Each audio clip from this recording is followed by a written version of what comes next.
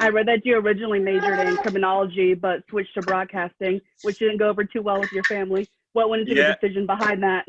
Yeah, because like honestly, like when I was in high school, I was like, okay, cool, I could do this. There's a sportscaster. His name was Don Taylor. I love this guy. He's from Vancouver, British Columbia. He's a legend over there. And I was like, man, this guy's having so much fun. So I always thought, man, that's what I'm going to do. And then when it came time to like picking colleges and university, I just kind of gave up on the dream because A, I was lazy, and B, I just thought it was too hard. And honestly, at that time too, like we're talking like 1999, 2000-ish kind of time. I mean, there weren't many minorities on TV. I can't speak for the American market because I don't know, but for the Canadian market, definitely weren't many people look like me that were on TV. And so it was a little discouraging. And at the same time, just, talking to the few people I did at that time, it sounded like it was really difficult. So I just took the easy way out, which was at that time, my sister's a criminal lawyer. So I just followed her path and, to get all of her notes and books and stuff like that. And I started doing that. And I actually really enjoyed criminology. It was a lot of fun.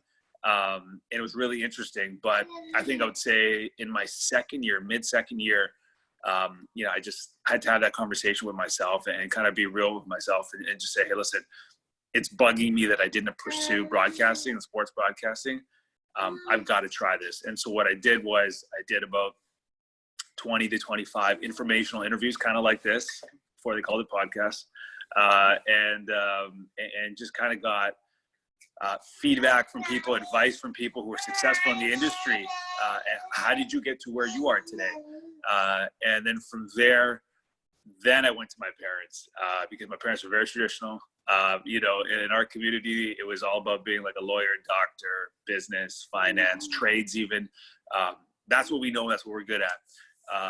But broadcasting was definitely not one of them. It was pretty foreign to them. So that was one of the most difficult conversations I've had in my life. But I think they recognized that I was finally passionate about something because they had all these questions, right? And rightly so. Like I'm a father. I just told you, like I have 2 kids. I understand it now, but I had some answers for them because I had done the work. I had looked into schools and so forth. So I kind of made a deal with them that I would finish my university degree and then go to broadcast school. So I have something to fall on if it didn't work out. And I give myself a 5-year plan from there.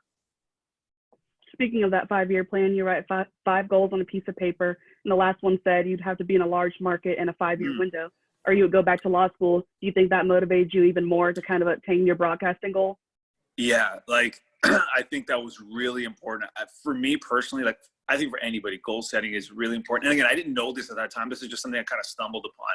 But I had to self-motivate myself at the time because when I decided to do this broadcasting thing, there were a lot of people who doubted me, even friends and family who kind of snickered at me. Like, what do you mean broadcast? Like, you want to be on TV? Like, it just came out of nowhere, right? They didn't know I had those kinds of aspirations. I never told anybody. I was kind of embarrassed about it when I was in high school.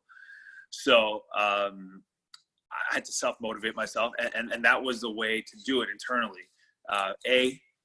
All the doubters, people, you want to do it now just to prove them wrong, and B, you want to kind of lay out a path for yourself. And from all the people I spoke to, I think that was what they had said was, listen, you can do it in 5 years and, A, B, and C kind of thing, this is how you can get there.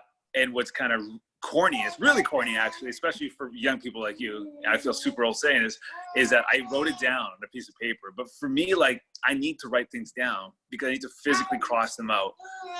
And I need it, it's almost like putting it to paper so you can hold yourself accountable, because we can all have goals, right? I want to do this. And then you kind of forget about it or you don't act upon it. But when it's in front of you all the time, you're always looking at it. And so for me, that was really important. And what I did was I wrote on a piece of paper, like you mentioned, and then I put it in my wallet. And I used to look at this thing a lot because my first couple jobs, they were difficult. They were situations where you're not making much money. You're working crazy hours.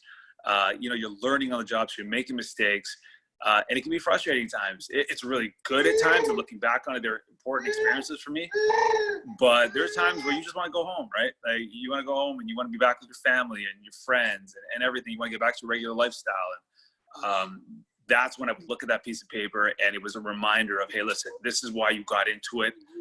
This is where you want to be. And this is why you're making those sacrifices. I know a lot of people want to end up in sports, but maybe take a news job or something else to start off with. What's the importance of taking those first couple jobs to end up where you want to be eventually? Yeah, I mean, the advice I got was, listen, there's two ways you can do the same. You can get into a newsroom in a big market or a big network, and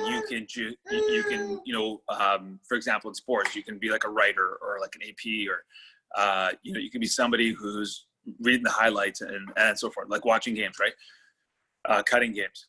You can be that. If you're in a newsroom, you can be somebody who's doing prompter. There's all these sorts of jobs you can do behind the scenes, basically. That's one way to do it. And then you kind of wait until you get your big break, where somebody will come tap you on the shoulder and be like, hey, Nabil is sick today.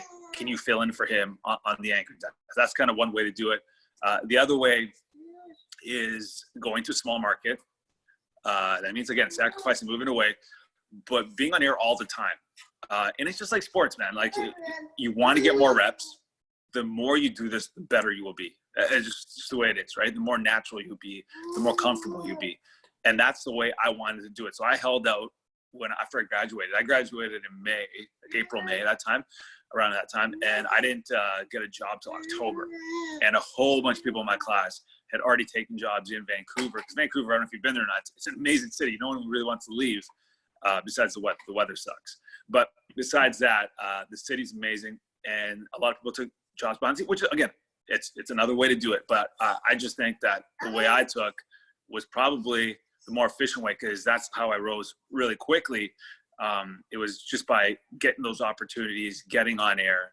I think sometimes the advice of, like, now looking back on it and kind of seeing what I've seen in big markets, especially small markets are different, big markets, if you take these jobs that are behind the scenes, sometimes you can kind of get lost in the shuffle a little bit. And that's what I was warned about, but I've really seen that. Trust me, like, I can speak to, like, TSN when I was in Toronto.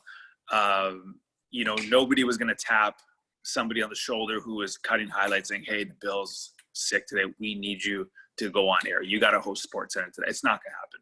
They're going to fly somebody in from, like, 2 provinces down to come over and host SportsCenter that night before you get a chance to do it. So it's just not realistic. In small markets, that might be different, right? Because there's no budget for that kind of thing. But that's why I took the route that I did.